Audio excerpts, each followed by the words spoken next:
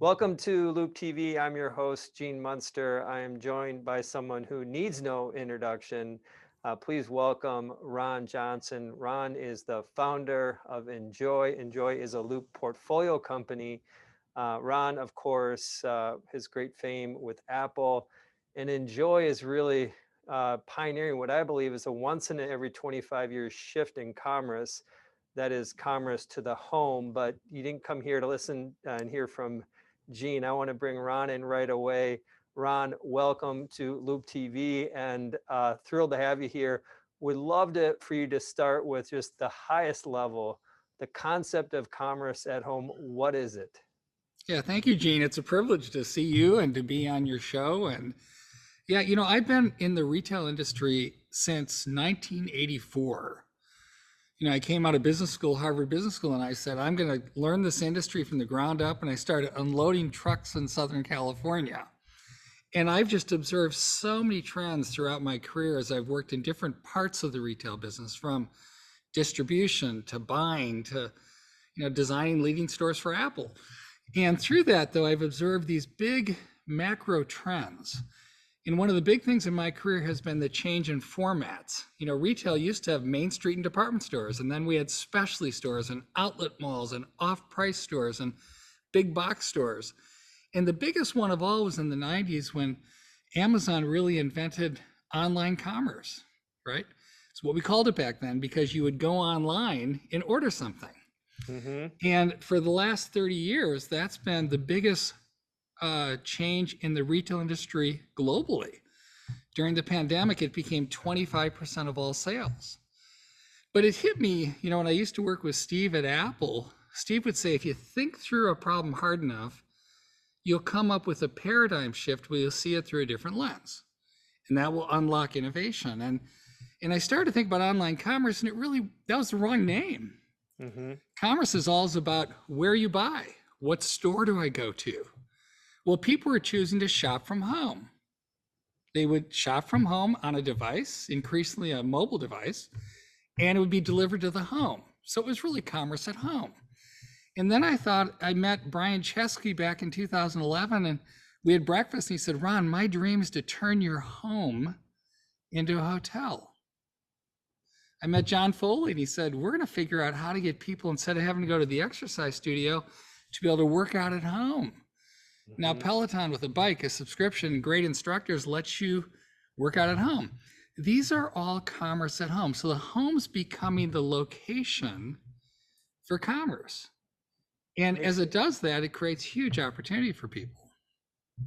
Makes a ton of sense, that kind of natural shift to a comfortable place. And when you think about the timing, you mentioned Airbnb, you talk about Peloton. Is that why now is the time? Have we seen some proof points in the marketplace that consumers are more excited about doing this? Yeah, we are. We're seeing it we have a NPS of 88 lifetime. Over 90% of customers say they'll shop this way the next time. They love the experience. Mm-hmm. People like going to stores, but there are times when they want to shop online. Ron, if I can interrupt that, I want to stop on that NPS number, because it's something that I think can get glossed over. Is that as a quick reminder, NPS scores can be as low as a negative 100. You don't want to be there. It can be as high as a positive 100. It's virtually impossible to get there.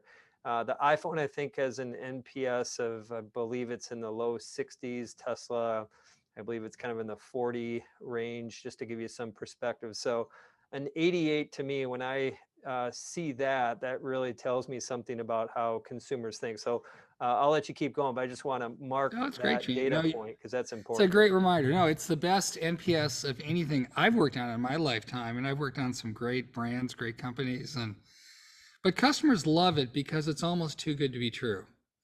A trained person delivers their product in a 2-hour time frame, frequently same day or next day. They come through the door, they help, they bring the entire store. You can shop at home, and it's free. And people will say things like, that's the best buying experience I've had in my life. And so that's really what commerce at home is. And if you think about the physical world of stores, every premium product has a premium last mile. There's also convenience stores. We go to those all the time. Target's more of a convenience store, right? But in the early days of online shopping, it's only been 30 days. It's all optimized for digital convenience. One click to the door. We're now allowing you to have that experience in the home, which then provides the convenience of online, the confidence of a store, a trained person in the comfort of your home. And that's a really big idea. And we're off to a great start. And we offer, online shopping, at home shopping for premium brands that in the digital world are going to struggle because they've got to find a way to deepen engagement. Got it. So when you think about those are your customers, ultimately premium brands, and we don't have to name them all. You've got four just top of the charts customers today. And when you think about just the number of potential partners and customers that Enjoy can have, is that ultimately, could that be 20 over time? Is there just, how do you think about the number? Yeah, no, I think we've already proven, the leading carrier in every country is going to want to partner with Enjoy. We have inbound requests all the time. We serve BT in the UK. They're the leader. We cover 80% of the UK. We serve Rogers as a partner in Canada. We're covering about 40% of Canada. We serve AT&T here in the US. These are really large companies. They need deep engagement. All these carriers, remember their business problem is they're trying to increase their average revenue per user. They call it ARPU, right? And they want to reduce churn and add new customers. And it's like AT&T in the US, for example, has a great 5G network. And a lot of us use AT&T for a mobile phone. But at home, we all want fast internet, right? We need that for working from home. We need it for studying from home. We need it just to have a better life as we cut the cord on TV. Well, AT&T's got this amazing fiber being built out throughout the United States. They've got to find a way to get customers to know that that's an option for them. So obviously, when we go through the door to deliver your mobile phone, help you get that up and running, teach you how to use it, protect it, we can run a speed test and say, do you know you're eligible for fiber? And get people to sign up for a great value with AT&T and to have high-speed internet at home and on their 5G network. That can't be done by the FedEx truck, right? Mm-hmm. And it's even hard to do in the store because you can't run the speed test. So the home is the ideal place for commerce for a lot of products. Think of Apple. Think of Apple. We all have all these devices. Well, they're really great when they play together, right? So how do you get everything to work together? When I ran the Apple stores, we'd get this great comment from people, I wish I could take you home with me. Even though Apple's the best at ease of use, technology is still hard for people. For sure. And so that's a great opportunity, a great advantage for the brands, just to kind of make sure that we flush out those opportunities for the brands. So there's a cross-selling, there is an opportunity for them to kind of strengthen their relationship with the customer. And I'm curious, how do you think about just longer term? Do brands, is it so powerful to have somebody walk in the door? Do they want them to have a uniform that shows, AT&T, for example, or do they want them to show up with the Enjoy uniform? How do they think about branding? Yeah, our brands, they all care about integrity, right? They want to tell the truth, so they want us to serve them well, to be as capable and as knowledgeable as someone in one of their own stores. But when we go through the door, we are Enjoy. So for example, AT&T markets us under Right to You. It's a great name. It says we can bring the store right to you. That makes it really simple for a customer to understand what's going on. But it's delivered by one of their authorized partners, which is very common in the retail industry, which is Enjoy, which means we're authorized, we're trained, and we show up looking just like that. But we deliver a great AT&T experience through Enjoy. What's the curriculum for an Enjoy expert? How do they get trained? They're working with multiple partners. What does that look like? Yeah, so they get trained. Our employees are hired about 3 weeks in advance of when they do their first experience. They go through 3 weeks full-time training. But then when they get started, they do a lot of what we call ride-alongs, where they'll go along with another expert to learn how to deliver an in-home experience. We have tremendous data on every visit we do, so we can tell how the new employees are doing. How Mhm. well did they show up on time? How much time did they spend in the visit? What happened during the visit? When did the phone get activated? Did they buy something? All these things are indications of the quality of the experience. And then ultimately we get that NPS at the employee level, like with AT&T, Rogers, BT, so we can really monitor our teams very well. When you kind of look at the getting someone through the door, someone highly trained, all the experience, the interaction there, it reminds me of a typical retail store. And I'm curious, as you think back to your days at Apple and think Mm-hmm. about how upselling, cross-selling changed in the store, what was the difference between like an in-store take rates, upsell versus online? Do you have a sense about what the lift is there? Yeah, I do. It's a real one of the hidden secrets of online shopping is people tend to only buy one thing. They go online to buy the thing they need. They don't shop additionally, right? In a physical store, if you buy something, probably 40% of the time you'll buy something to go with it. You think of a phone, you're going to buy a case or a charger or a screensaver. You might pick up headphones. You never know, but you're going to buy something about 40% of the time. Online, that's 10% of the time. With Enjoy, we're anywhere from 50 to 75% of the time people shop at home, depending on the partner. So we've got the highest purchase rate to go with a hero product bought of any one of the channels.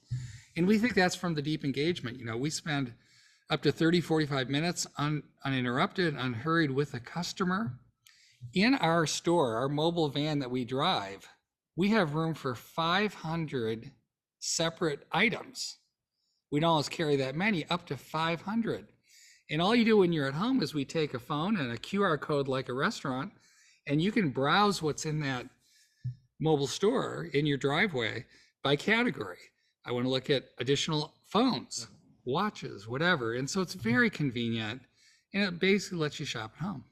So the upsell, the what's the right language around this, Ron? The ability to cross sell is higher in the home than in retail, and Mm-hmm. I think you talked about a 4x higher Yeah. in brick and mortar retail versus online. So I can see the advantage to some of these brands. Yeah, it is, That's because remember the brand. What happens then is we're supporting the brand. They consign inventory to us. So we take an online sale where people bought a thing, and then we add other merchandise 50 to 75% of the time. That's incremental revenue to our partners. We're turning the volume of online revenue up significantly, and that drives revenue for the partners. They obviously earn gross margin on that, and they pay us a portion of that, like you'd pay a retailer a portion of that gross margin for generating sales for you. So that's our business model. It's really simple. We deliver an experience. We get paid a kind of a small fixed fee for the delivery and the experience of setting it up, and then we make money when we sell things. And it's a very common model to all of our partners, because that's how they work with their authorized resellers. got it. And when you think about the sales piece, is it hardware versus services just going through your deck? It looked like more than half your revenue is selling services. Is that correct? Yeah, services are the most important thing to our partners, right? People today love recurring revenues, right? You look at Apple; they've got a huge service business, and it's amazing all the service you can get from Apple now, from fitness to gaming to television to news to music to the cloud to Apple Care protection. These are all services. Many have recurring revenues. That's really important to a company, and that's what helps you get more out of your Apple product, for example. With AT&T, they have recurring revenues. AT&T TV, it's amazing with the new price they have now. You don't have to buy an AT&T TV device. You can run AT&T TV on your Chromecast, on your Roku device, on your Apple TV, and these are great recurring revenues for our partners. Makes sense. One final piece before we shift and talk a little bit more about the finances, just framing in the benefits to the brands is one benefit is they don't have to have maybe as many four-wall brick and mortar Mhm. retail, and how do they think about that? The fixed cost, the trade-off, the variable cost opportunity there. What's going through their mind about basically bringing the store to their home? Yeah, so every company is constantly evaluating what's the best way to serve my customers. How do I, quote unquote, go to market? Right? When I joined Apple in 2000, Apple didn't have its own stores, right? It wasn't that broadly available. So they thought one of the ways to go to market to find new customers was to build their own stores, right? Apple's now done that for 20 years, and they've created the gold standard with over 500 stores globally. That's a big go to market strategy. Great companies are trying to see the future and get ahead of it. They all understand commerce is moving to the home. They see that in their online stores that grow year over year. They increase share of online buying. As online goes up, many have to ask the question, well, when online goes up, my physical stores are less profitable. How many of those should I have? Hmm. Most companies throughout the world are reducing their physical footprint as online takes over.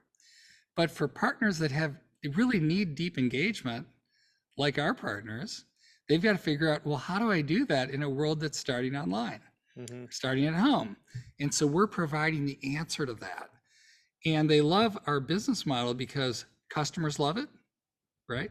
It provides them increased speed. It provides an experience. It turns the cost of home shopping from a cost center into a profit center. So it's a really good business model for our partners. That's why they're all leaning in, you know? Makes sense. I want to shift to finances, the Sure. financials, and kind of the also loosely related to valuation, and a pause there that the valuation ultimately it's up for the investors to decide that. As someone who has acutely or closely watched tech companies over the last 20 plus years, when I look at the deck and kind of see the reaction, it seems that there is or there's some maybe an opportunity to just kind of illuminate investors about how you go from what's expected to be 100 million in revenue today to $1 billion in the next 5 years. It's a pretty big step up, and I'd love for you just to walk through how you think about getting there. Yeah. It's thank you, Gene, and I understand that it's a new model, so it's hard to understand, right? But we operate stores for our partners, and they tell us in advance, like every quarter, how many stores do we want us to operate for them the next year. They could be expanding to more geographies, right? Let's go to more cities, more countries. We will then open more stores. They might be adding new visit types. They might be adding new sources of visits, like the call centers get added. As they tell us to operate more stores, our volume of stores goes up, the number of visits we do, the amount of revenue generated goes up. So the beauty of our model is we have very good visibility into our partners' customer base, right? They share it. In the old days of early in my retail career, a lot of the catalog showrooms opened stores based on where their customers would order from and where they'd ship to. All of our partners have great data on their customer base, where they live. And we know when we open up a new market, what percent of the customers will pick us. And then over time, our share of the partner business is expected to grow as people understand this is a choice that they now have. And so it's just a combination of rolling out stores for our partners that have very clear customer bases with volumes of orders that they share with us, that we're just kind of saying, here's the share we think we can get. When I think about that growth trajectory too, there's an awareness piece. Right now, the funnel, it's the buy funnel, the online funnel. Typically, we'll see Enjoy. What I've observed is Enjoy will come up as a delivery option, Right. and I wonder if more consumers were aware of what Enjoy is doing, if their acceptance, their willingness to go there would increase. And I'm curious how you think about kind of changing how Enjoy. Do you think it's always going to be kind of part of the buy box funnel, or how does that evolve? Eventually, do typical consumers know the Enjoy brand and start asking for it? Yeah, I think people will do that over time. But one of the beauties of our business model is we have zero customer acquisition cost. That's why we get to 30%, EBITDA profitability. We don't have to acquire customers. We're serving our partners' customers.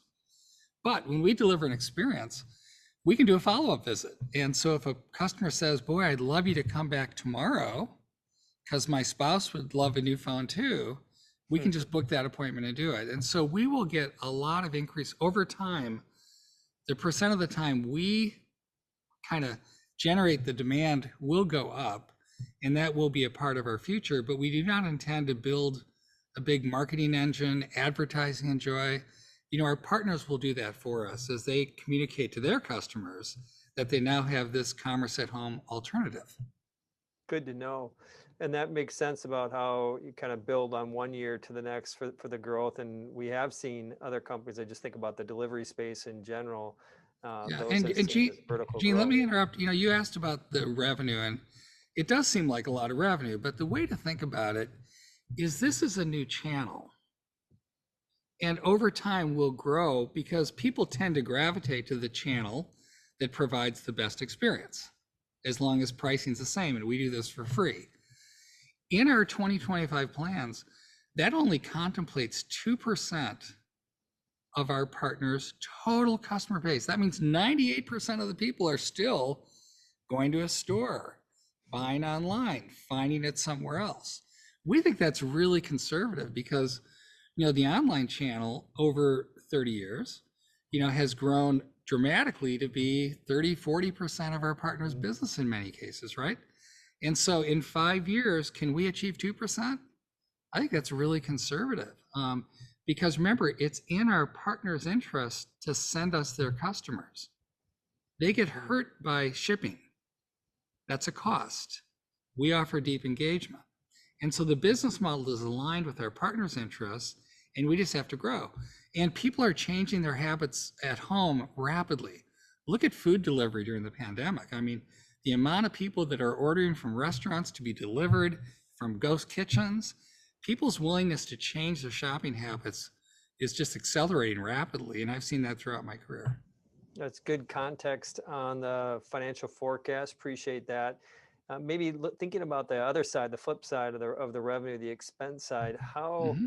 do unit economics play out? Is this a profitless prosperity model, or is there leverage in this longer term? Yeah, no, it's very leverageable. So basically, when we operate a store, think of it as a fixed cost. Every day we send out lots of stores. It's a vehicle with an expert, and we're responsible for them. Our employees are full-time, salaried, benefited. Salary, benefits, all that together costs us about $30 an hour.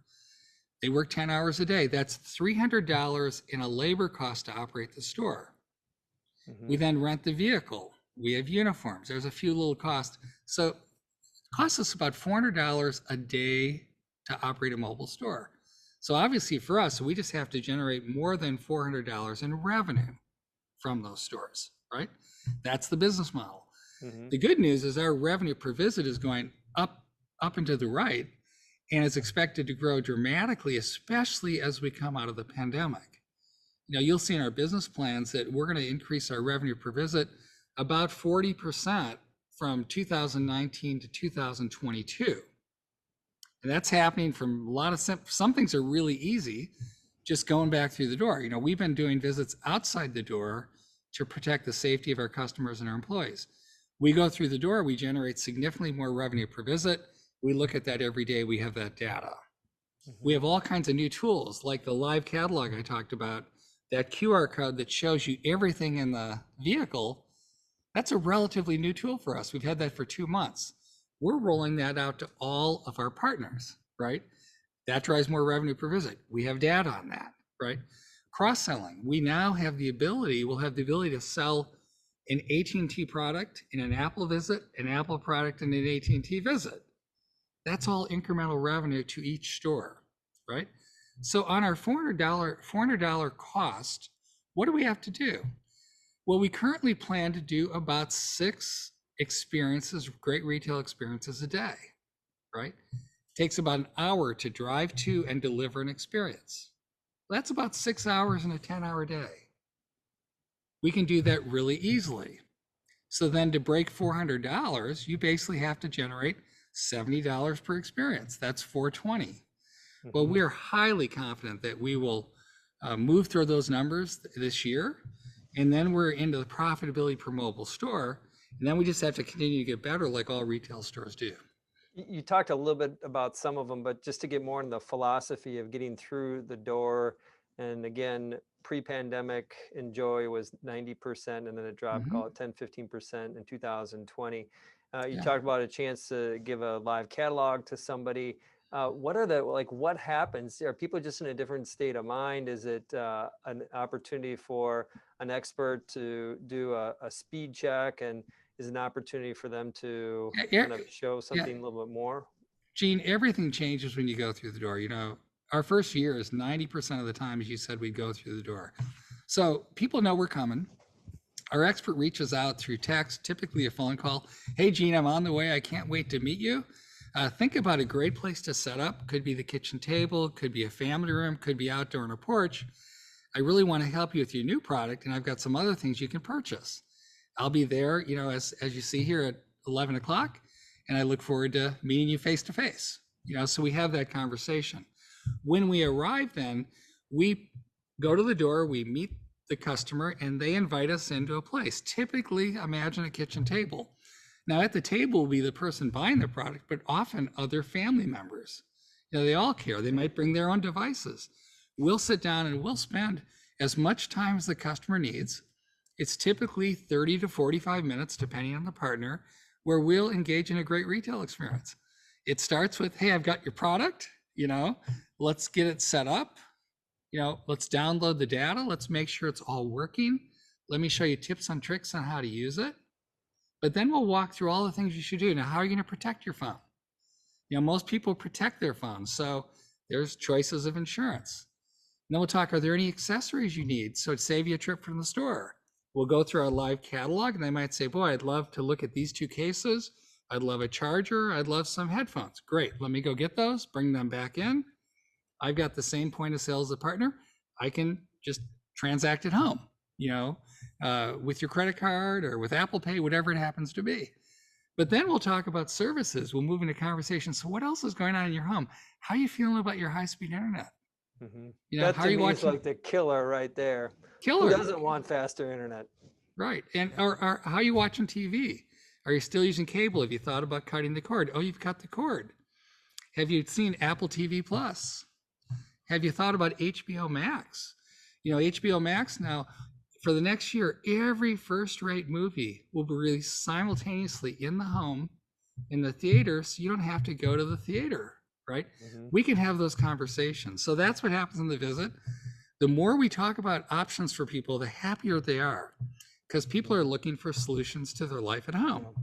I want to And we can do remind that. people So I'm about sorry the, to go so long, but it's no, really that's, fun what our experts get to do. I want to remind, I could see some listeners, viewers say that, oh, you have a salesperson pushing products when they get through the door, but there's definitely cross-selling going on. But with an NPS of 88, that it seems like that they're more than open to hear that message and ultimately be open Well, to Gene, it's purchasing. actually even more fascinating than that because when we just deliver a product and set it up, our NPS is in the low 80s. When they buy one thing, it jumps to 88. When they buy two, it jumps into the 90s. Our most satisfied customers are the ones who buy the most items. Hmm. And that's one of the things we have to remember in retail. When you're good at providing solutions, people are really happy, right? And it's very natural. So this isn't heavy selling. Our people aren't on like these big commission plans. I can't eat dinner unless I sell something. That's a part of what they earn, but it's not the majority. And so, when you sell right, people really value that. Hmm. Well, I think one of the best examples of selling right has been or people, geniuses in Apple's store that come out Yeah. helping you with a product, and you never felt like you're being sold to. You felt like it was solutions. You're leaving on a better foot, and I can see some of that connective insights with Enjoy. And I'm curious, just maybe just spending a minute on Apple. They're in 3 markets with Hmm. you today, and that in itself, Apple in itself, I want to be respectful to your other partners too, but Apple is a massive opportunity. It just seems to line up really well with their brand and what you're trying to accomplish, and their whole concept around hardware and software and services ecosystem, and it Hmm. just kind of all plays together. And I'm curious, how should an investor think about the Apple opportunity relative to Enjoy? Well, Apple, the thing about Apple, they don't do things just to do things, right? We spent nearly 2 years now building out our shared vision of an in-home, at-home retail experience for Apple. And it's amazing what Apple has enabled us to do in the home. You know, we carry the same point of sale, the Easy Pay device Apple uses in the stores. We have demo products. We have multiple products that you can try in the home. So you might buy a new phone. I'd love to see the new watch. Love to see an iPad. We can share that with people in the comfort of their home, even having the same images they have loaded in the store that we update, regularly, every night to make sure we're current, right? We carry all these accessories you can buy. So it's a full retail experience in your home. Apple wouldn't have put all the energy into that if they didn't believe the future of commerce would include going through the door or commerce at home. We're in the early days with Apple. We've got a 12-month roadmap on how we're going to grow with them.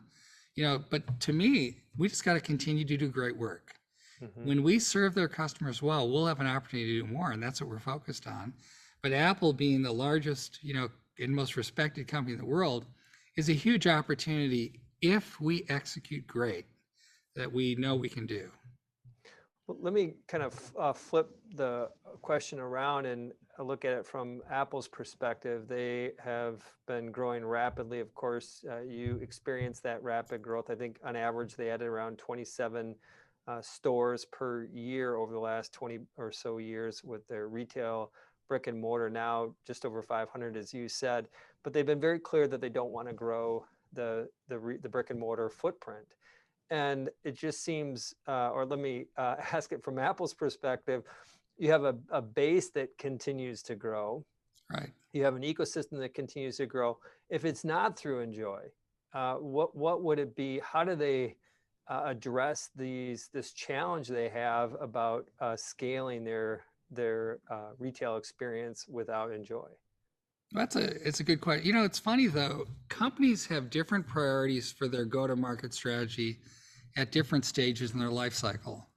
When I joined Apple in 2000, we had less than 4% market share of the personal computer business. All we had was a Mac, 4 computers, right? And the goal then, Steve, I remember we did this ad. He said, we're kind of like BMW. We have, about 5% of market share, but we want to grow because we've got a premium and a great product. So Apple opened stores back then to reach new customers. And that's why we put stores in malls and high traffic locations so people would think about buying an Apple product. Then as Apple's gone on over the past years, as you know, they've innovated in so many ways, but principally through new product categories. It was the iPod, then it was the iPhone, then it was the iPad, and then this Halo happened, Gene, that you really named more than anybody, the whole idea of a iPod Halo. Apple's product assortment has built a very large customer base. They now have well over 1 billion devices in use around the world. So what's the challenge today for Apple? I think we all know Apple has great products, right? Most of us use them. Apple now wants to deepen engagement with every customer, and they're doing that through great service strategies that allow a customer to have a better experience, right? So Apple isn't, they're always hunting, but hunting isn't the priority like it was in 2000. Retaining, deepening, shortening the upgrade cycle again, getting people to realize, wow, there's a great new phone, there's a great new watch. How do you do that? So with a large installed base, they've got to turn that installed base into engagement opportunities, right? Mm-hmm. And their stores do that, but we now can do that in the home, which is really great for Apple. I still don't know how they'll do it without either Enjoy or someone similar to you. No one else is doing it, Right. so it's a little bit of a mystery slash massive opportunity Mm-hmm. for Apple to really take what they've done in brick and mortar and to the next level. I'm going to be keeping a close eye on that. And We're going to it's be, but it's really complementary, Gene. That's the most important thing. You know, we're in what we call an omni-channel world. Sometimes we like to shop at home. Sometimes we like to go to the store. The great brands have lots of choices for customers, lots of great alternatives for how they want to engage. There'll be times we want to shop at home. There'll be times we want to shop in a store. There'll be times we just want convenience, will be delivered to the door. But great companies will offer great choices. And like Steve used to say, like Wayne Gretzky, you got to skate to where the puck's going. Clearly, the puck's moving to the home. We see that. Stores are becoming less important. Clearly, experience is valued. Clearly, homes are getting smarter and more connected than ever before. Clearly, we're moving to subscriptions for everything we do, right? All of those things lead to the importance of a company like Enjoy. Mhm. Makes sense. Well, we're going to be hearing more about the Enjoy story. Recently, you announced that you're going to be merging through Marquee Raine, and maybe just a kind of a final thought on going public, and thoughts on timing when we can expect to have earnings conference calls with Enjoy. Well, you know, it's hard to predict the timing. We announced last week that we're merging with Marquee Raine. They're great partners. Tom Ricketts is a world-class person, business leader, understands consumer businesses. If you can make a Cubs fan happy, you can make anyone happy. You know, Brett Varsa of the Raine Group has great connections to telcos around the world, media, really good partner for us. So in our merger, and part of why we chose the SPAC is we get the bonus of the partners that come with it. But the goal in going public right now is to raise the capital needed to meet the moment. You know, Commerce at Home is here. We've proven the model. We have a clear path to scale. We've got a clear path to profitability. We need a balance sheet that's comparable for us to what our partners have. And so we're building a great balance sheet, and that's going to let us grow. And we don't know the time when we'll finally go public, but we expect that'll be sometime this summer, Gene. Got it. So bring in some money, really hit the accelerator around the Commerce at Home opportunity. Ron, thank you for joining. On behalf of Ron, on behalf of Loup TV, I'm Gene Munster, and bye for now.